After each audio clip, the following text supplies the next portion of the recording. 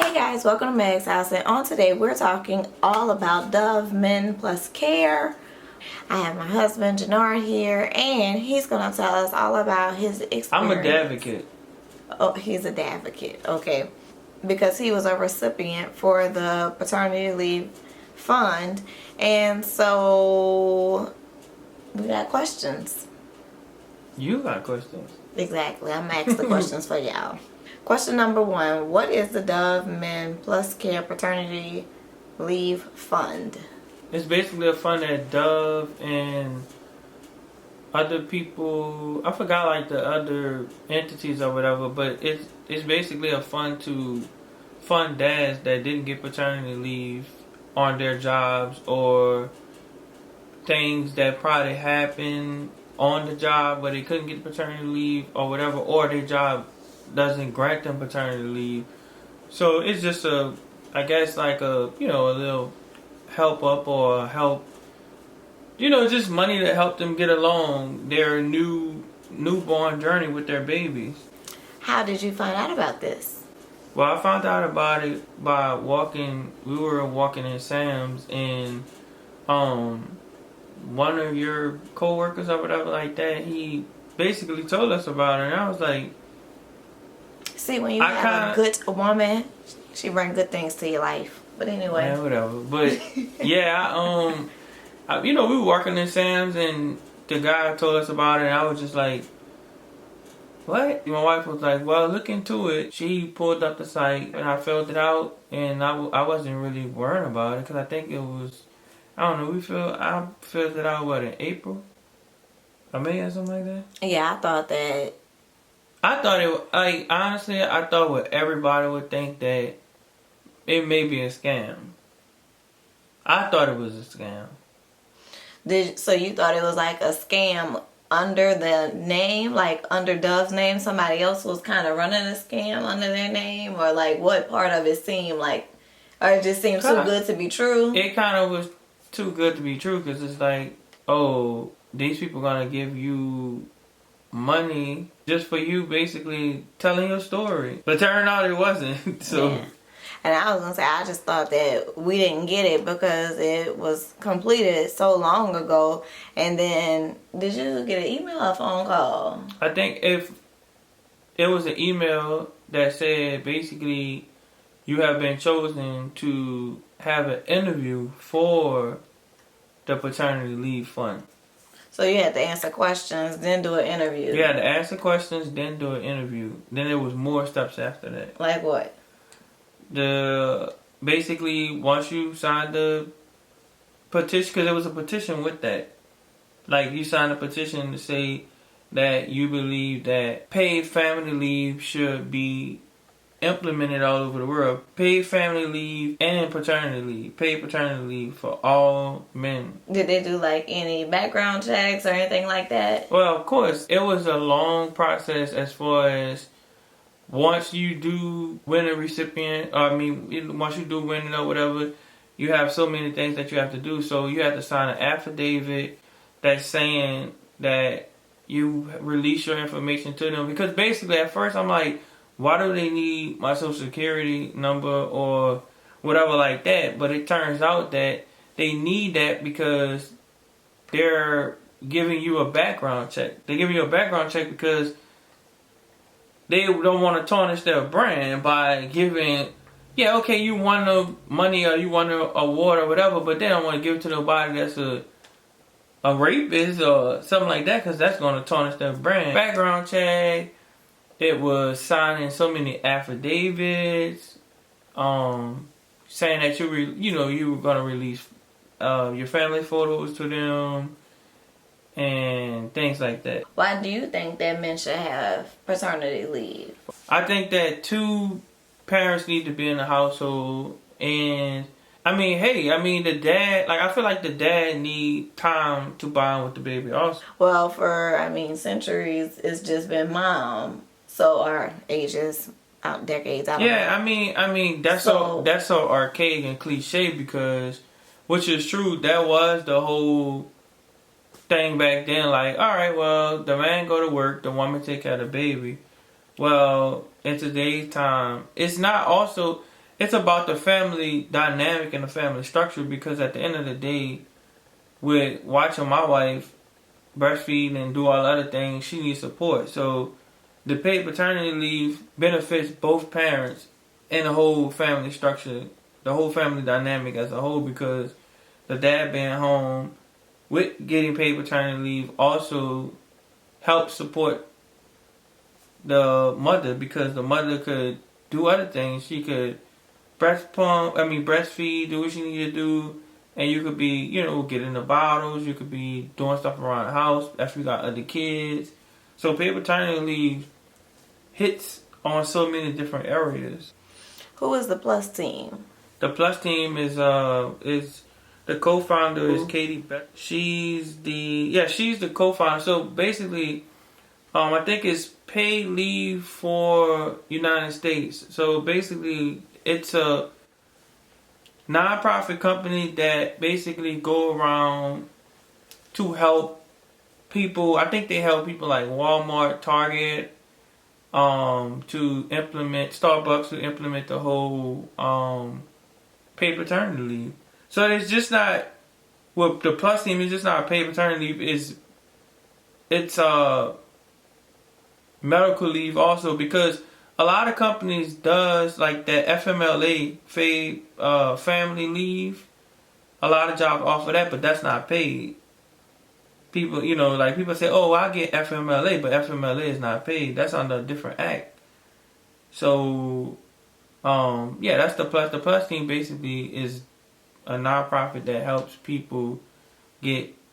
They're trying to fight to get a bill passed for all people across, So across they're America separate from Dove. Yeah, but they working together. Okay. So how did you go from being a fund recipient to Washington, D.C.? If you really want to see change, you can get into things, things like bigger projects and stuff like that. When I got picked for the award, that was also the time when Dad's Day of Action was coming right up. So I got picked in October. Dad's Day of Action was October 21st. What is that? Dad's Day of Action is basically, that's why the whole Davocate, me being a Davocate and the other dads coming in. Dad's Day of Action is basically us, they flew us to DC to basically go meet with Congress. This whole paid paternity leave fight has been going along for I don't know how long or whatever, and they all like Alexis Ohanian. Sorry if I said his name wrong, but Alexis, he has been basically acting as an advocate for paid paternity leave for so long, because everybody knew Serena Williams' story and stuff like that. So basically, they reached out to dads like myself. They want to know our story. So this has already been in the making it, but just adding our stories to it, I think, have been more of an impact on Congress.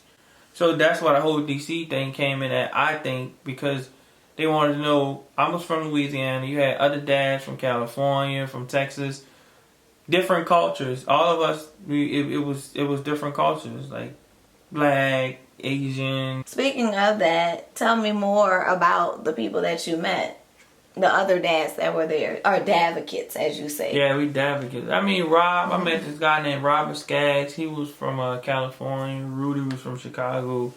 And I met even the people from Edelman, because of course, like I said, with the whole Dove thing, you have so many different third party companies that reach out. So I think you had like the Edelman team and things like that. So I met a lady named Lee. Even the people, Brian, he was the one that interviewed me for the Edelman team. Were there any stories that really impacted you? Yeah, Rob's story really hit a lot.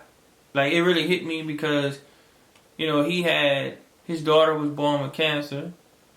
And then he showed me the video, she's a fighter, and then his son, I don't know how to say the diagnosis or whatever, or the disease that he has, but he was born with, like he was born in the NICU, and like that was his story was basically he had kids, but it's like back to back they've been having problems, and well, his particular job by him, coming back from abroad, they was living overseas for a little bit. And by them coming back, to the States, the new job, once he had a baby, the new job didn't, let him take time. Like, he couldn't take time off. So that was kind of, hard on the wife and the family because you have this new baby that's in the NICU that you can't really spend time with because you have to work. So, what was your experience like in Washington? Or let's say coming from your house, going out there, and just everything from... Like I said, leading up to that, going back to, I thought it was a scam. I thought it wasn't a scam because they booked my flight. I got the flight information. They basically ordered I guess you would say limousine company, something like that, like an agency. The people came at 5:30 in the morning and picked me up in like a Benz van or something like that. And I was the only one. And I'm like, oh, I thought they had other people in there. I don't know. I dressed up for the airport, and I was like, all right, well, I'm going to D.C. And yeah, they picked me up, brought me to the airport, picked me up on time, brought me to the airport. I was there on time. Didn't you say somebody had a sign there? Yeah.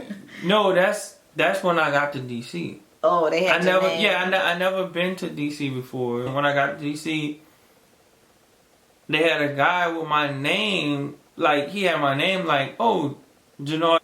And the guy, he got my bags. Then we rolling up, we roll into the car. I'm thinking, like, oh, this is an Uber. It was a Benz. And this is a nice car, man. Good to see you. Thank you.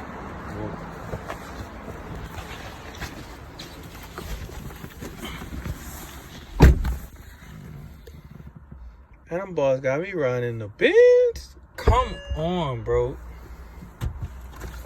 I don't know. I felt like that was like Jeffrey from Fresh Prince of Bel-Air. So I don't know. I felt like Will for a moment because somebody had my bag. I'm like, oh, I got it. He was like, nah, I have it. He was like, I got your bag. Got my bag. Hey man, he had like waters. Like the waters had like a little. I don't know. It was nice and leather. And then my wife called, and I'm like. And I just wanted to say, hey Jeffrey, just wind the window up, and I don't want to take this car right now. Then from that point, I went to the hotel. It was a nice hotel. The hotel where I was at, it was on 2nd, I don't know the street, 2nd and C Street. It was Capitol Hill Hotel. My hotel was literally 6.5 minutes from Capitol Hill. Yes, where all of the drama, I ain't gonna say drama, but all of the bills and all that stuff are passed. Why are you looking at me? Well, I'm trying to find out about the drama in DC. Well, I don't know if it's drama, but that's why see what the drama at. That's where everybody at. But that's why the house majority, the majority whip and all that stuff, they handle their business up there. And yeah, my hotel was literally 5 minutes from there. Oh, checking in. It was a little bit issue going back. I checked in. The man said, oh, can I have an ID and a credit card? And I was like, why do I have to give an ID and a credit card? I don't think I said, okay, here we go with the scam stuff again. So I started thinking again. And they're like, oh, you with the Plus team? It was like, hold on. So I quickly emailed one of the people from the Plus team. I was like, oh, Janor, oh no. Literally, I'm talking about in less than 2 minutes, I was in my room. But no problem. It was like, oh, I got my room. They let me know, okay, you got breakfast, everything is paid. And I'm going to tell you, the hotel was so nice. This is my first time going to a hotel and seeing a Peloton bike. 2 of them. Nobody ain't even rode on Peloton bikes.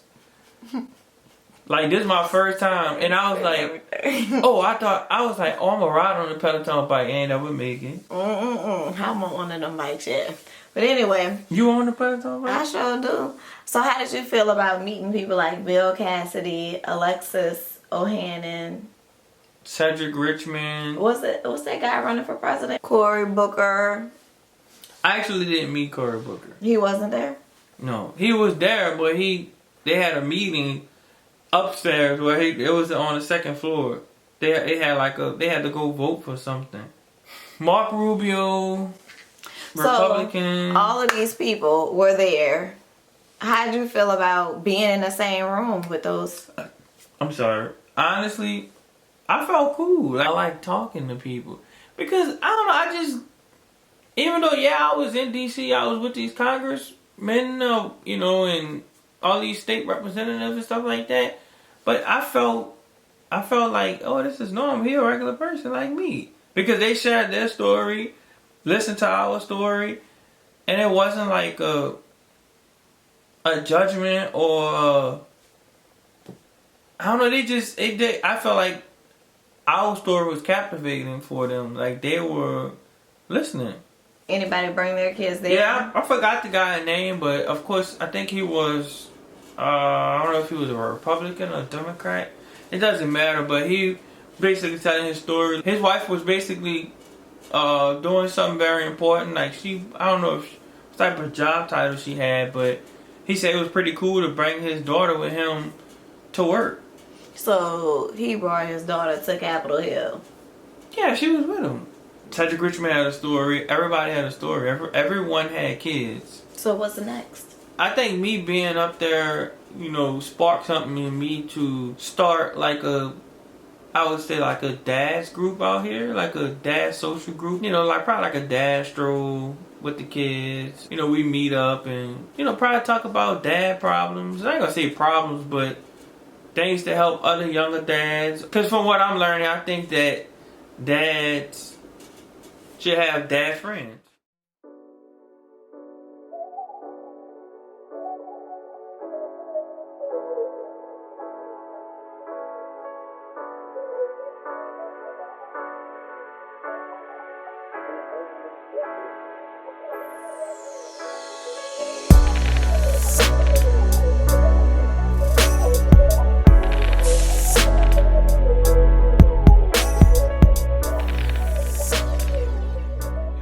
Thank you guys for just listening to our story. It's still like man, like I just met these people and I got a grant.